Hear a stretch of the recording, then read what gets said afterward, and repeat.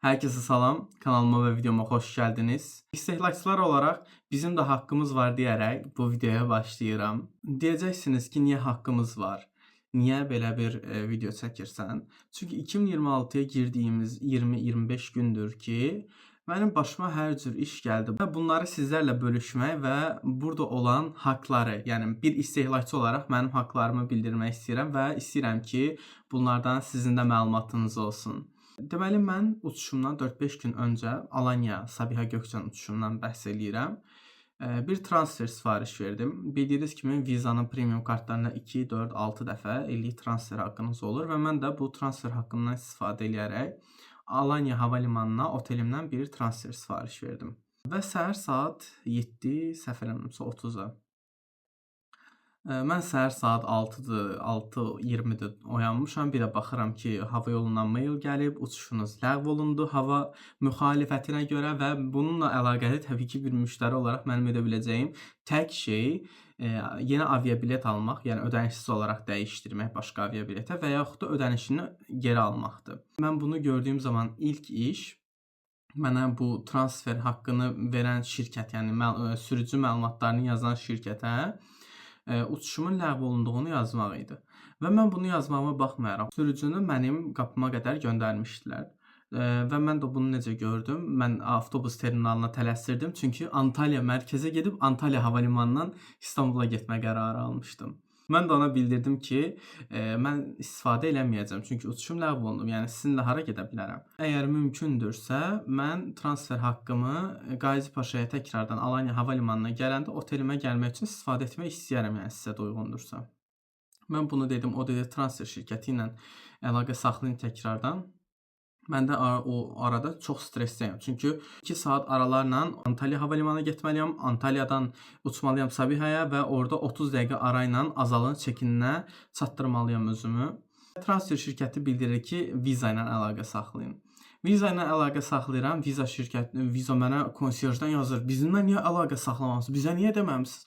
Mən başa düşmürəm. Səhər saat 6:30-da mən gözümü açan kimi uçuş ləğvinə oyanıb və qaça-qaça bunları sizə məlumat verməli idim. Mən nəyəm? Mən də insanam da. Təbii ki, hər şeyi vaxtında çatdırmaya bilərəm. Və bu bir force major haldır. Yəni müştəridən asılı olmayan bir haldır bildiyiniz kimi. Mən bunu vizaya bildirəm, deyirəm transfer haqqımı geri qaytarın. Çünki yəni qərar verici bir şəxs deyiləm. Yəni mən burada mağdur olan tərəflərdən biriyəm.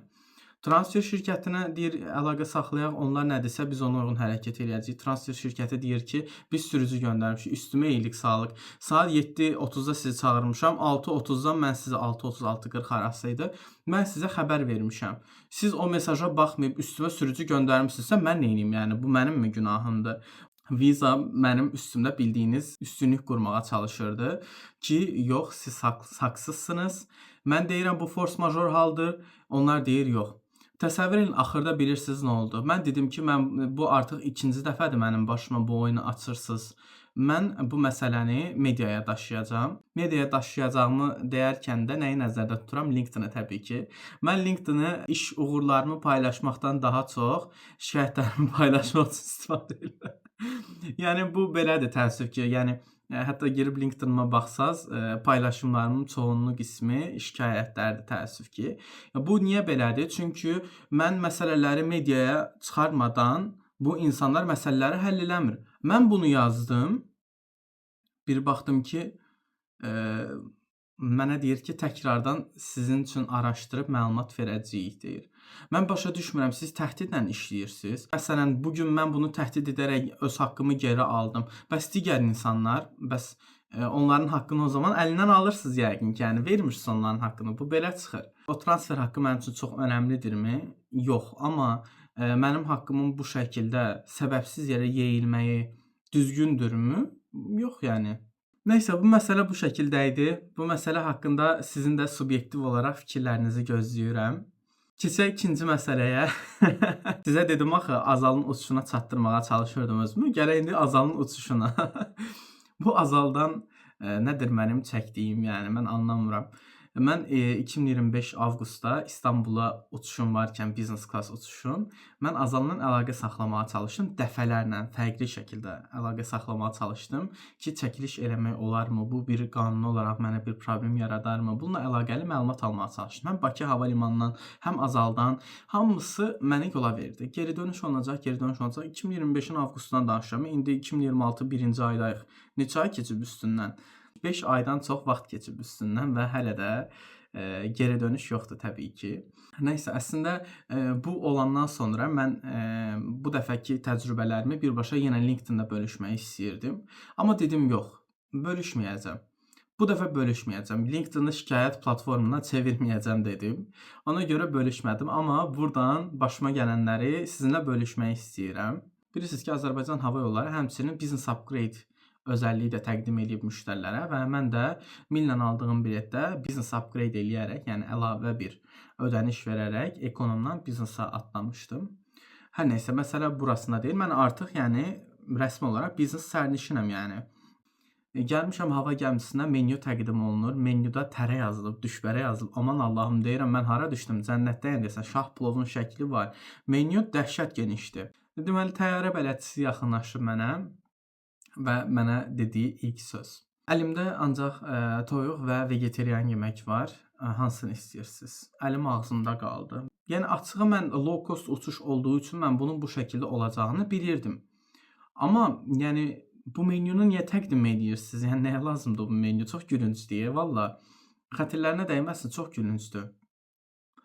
Nəysə, bu yeməkləri yedik, pis deyildi, dadı pis deyildi, yəni haqlarına girməyim. Amma yəni bu menyunu nəyə təqdim eləmisiniz? Əgər bu menyu ilə reallıq yoxdursa, əlaqəsi yoxdursa, ancaq wine menyusunu təqdim eləyin. Biz oradan şərabımızı seçək, içək yəni. Nəysə, artıq uçuş bitdi, gəldik, endik. Mən atamla əlaqə saxladım ki, enmişəm, bagajımı gözləyirəm, deyirəm mənimki onsuz da priority-dir. İlk gələnlərdən olacaq, mən də götürüb çıxacam ata. Mən bunu deyirəm yəni. Bu həqiqətən də yəni çox gülməli idi, yəni inanırsınız, özümə gülməyə başladım. Mən bunu ataya demişəm və mən bagaj gözləyirəm. Bagajlardan biri gəldi, ikisi gəldi, üçü gəldi. Biznes sərnişinlər elə bil ki, havadadır da. Bu bagajların üstünə priority etiketi nə üçün yapışdırılıb? Mən fotoğrafını da çəkmişəm, bura əlavə edeyim. Bu priority etiketini Sabiha Gökçəndəki əməkdaşlar nə üçün yapışdırıb? Hava üçün yapışdırıb, zarafat üçün yapışdırıb.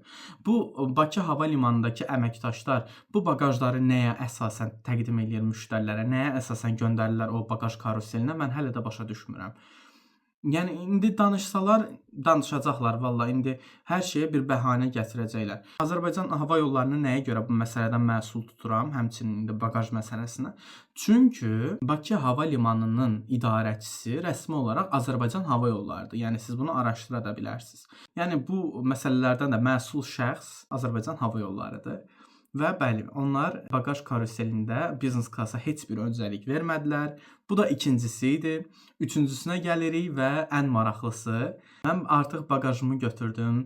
Mən bilmirəm nə özəlliyim var. Hər dəfə məni bu terminal 2-də qırmızı kanaldan keçirdilər. Bilmirəm mənim nəsə daşıdığıma mı inanırlar, nə edirlər artıq. Nəysə, qırmızı kanaldan da keçdim və çıxışda gördüyüm mənzərə. Atam da baxır, mən də baxıram və yəni gördüyümüz mənzərə çox gülüncü idi. Hava limanının mühafizəçisi əlində təsbehlə qarşılama zalında dayanıbdı. Belə mühafizə mi olur, sən canı, bu nə biabırçılıqdır. Mən indi bunları yazsaydım LinkedIn-a, təbii ki bir geri dönüş alardım deyə düşünürəm, amma bu geri dönüş yetərli olacaqdımı? Yəni bunların qarşısı alınacaqdımı? Heç inancım yoxdur. Çünki mən dəfələrlə bu insanlara sadəcə bir çəkiliş haqqında məlumat almaq üçün geri dönüş elədim. Yəni məlumat yazdım, forum doldurdum. Bunlar ona belə geri dönüş eləməyib. Buna mı eləyəcək yəni? Bilmirəm. Ona görə dedim ki, bu da burada bir hekayə olaraq qalsın. Amma bundan sonraki səfərlərdə mən bu şəkildə bir hadisə ilə qarşılaşmış olsam, ilk işim bunu təbii ki LinkedIn-da paylaşmaq olacaq. Çünki mən bir müştəri olaraq biznes sərnişinəm, düzdürmü? Biznes sərnişinin prioritysi, öncəliyi var. Nə fast track vermirsiniz mənə Bakı hava limanında erəndən sonra, nə mənim bagajıma öncəlik vermirsiniz.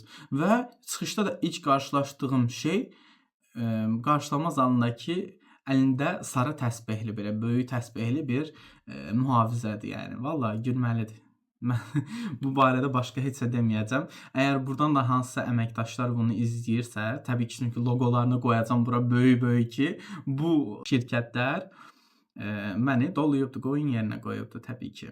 Həqiqətən qoyun yerinə qoyulmuş hiss edirəm özümü. 5 ay öncəki müraciətlərimə cavab verilməməyi, bu şəkildə uçuşda təcrübəsizlik, məsuliyyətsizlik, enişdən sonra da bu məsuliyyətsizliyin davam etməsi məncə qəbul edilməzdir. Çünki Terminal 2 dediyimiz terminal low cost terminal olmasına baxmayaraq çox önəmli beynəlxalq uçuşlara da sahiblik edir.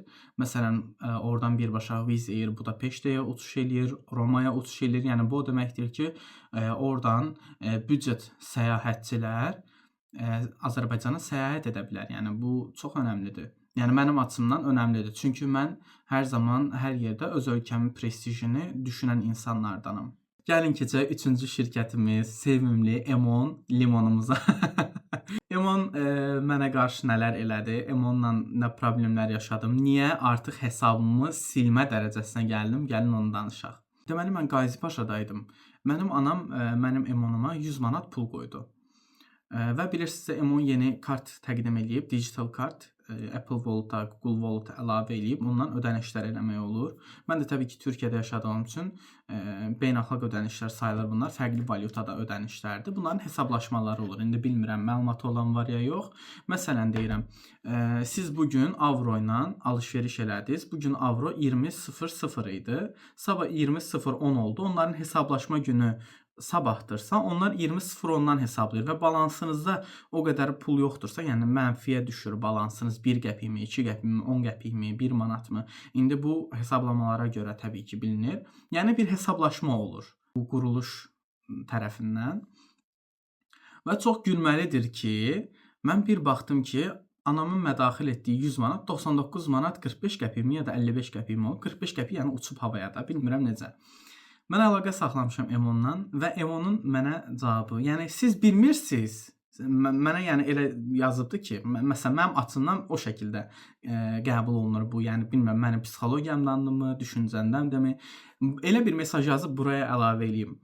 Elə yazıb ki, elə bir mən qoyunam, hesablaşma çox normal bir şeydir, mən malam, mən bilmirəm bunu, mənim məlumatım yoxdur. Mən sual verirəm ki, hesablaşma günü sizdə neçə gündür? Deyir, adətən bir iş günü olur. Belə hesablaşma olur. Allahın aşkına belə hesablaşma olur. Yəni gülünc danışırlar. Vallah gülünc danışırlar. Mən deyirəm ki, hesablaşma adam deyir, yox, bu təqribi olan bir şeydir. Biz buna dəqiq məlumat verə bilmirik. Mən bunu bilirsiniz niyə dəqiq olmasını tələb eləyirəm. Çünki mən Paşabankda da müştəri olmuşam. Məsələn, Paşabankda mən müştəri olduğum zaman bilirdim ki, örnək verirəm. İndi yadımdan çıxıbdı çünki artıq 1 ildir Paşabank aktiv olaraq ümumiyyətlə istifadə eləmirəm. 4 gün sonraya məsələn, 4 iş günü sonrasında hesablaşma olur. Elə olurdu ki, mən müsbət bir də baxıram ki, məsələn, kartımda 0 manat var idi, hamısını çəkmişəm. Bir də baxıram kartımda 10 qəpik əlavə olunub, nə 20 qəpik, 50 qəpik. Yəni bu nə demək idi?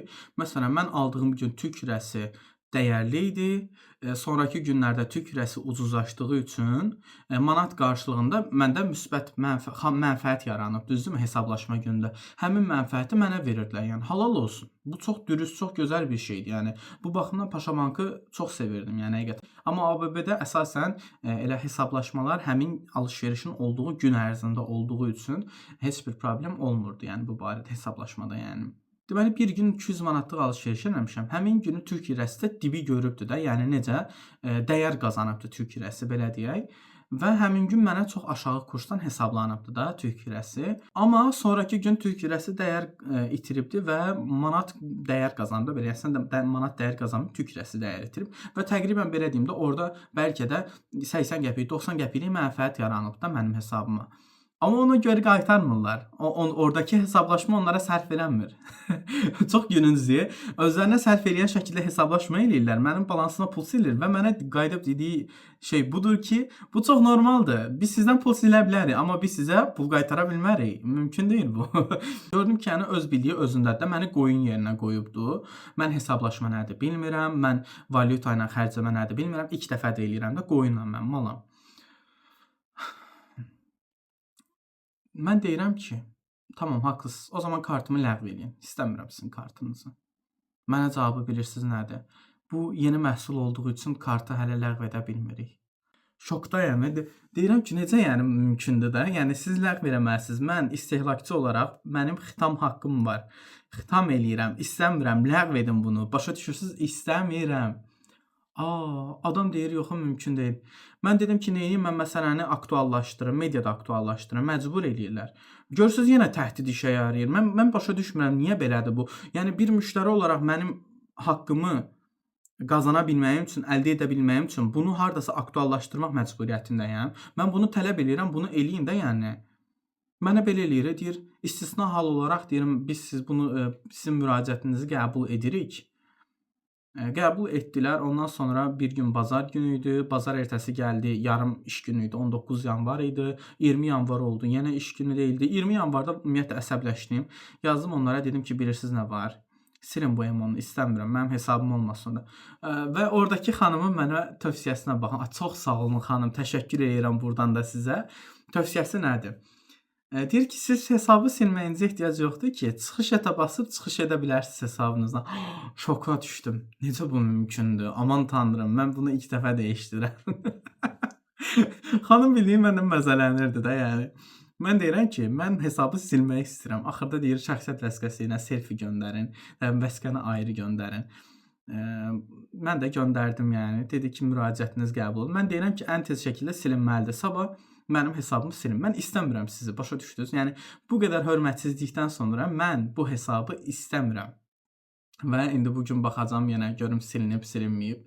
Amma ümidim yoxdur. Yenə də bu gün təhdidlə iş görməyə başlayacağam və qeyd eləyəcəm ki, mənim hesabımı gün ərzində silin. Necə ki gün ərzində hesab açırsınız, o şəkildə də gün ərzində silin. Mən məcbur deyiləm əlavə sizin keyf və kahyanız üzündən hesabımı orada açıq saxlayım. Bilirsiniz, yəni bəzi markalarla, bəzi şirkətlərlə danışanda bu şəkildə tələbkar, problemli müştəri olmaq lazımdır. Məcburuq yəni problemli olmağa. Başqa cür həll olunmur yəni bu məsələlər. Türkiyədə də belədir. İnanırsınız, bəzi böyük markalar var ki, ancaq təhdidlə çalışırlar. Prestijimizə xələl gəlməsin, müştəri bizdən küssə də olar. Bu nə düşüncədir? Haqqımız varın ilk rubrikası, ilk bölümü bu şəkildə idi. Gördüyünüz kimi 3 şirkət və mənə qarşı elədikləri haqsızlıqlardan danışdım. Unutmayın ki, istehlakçı olaraq bizim haqlarımız var. Biz haqlarımızı qorumaq məcburiyyətindəyik. Bunun 20 qəpiyi, 10 qəpiyi, bunun 1 saat, 2 saat məsələsi deyil. Biz istehlakçıyıq və bizim haqqımız var. Videonu izlədiyiniz üçün təşəkkür edirəm. Sonraki videolarda görüşənədək sağ olun.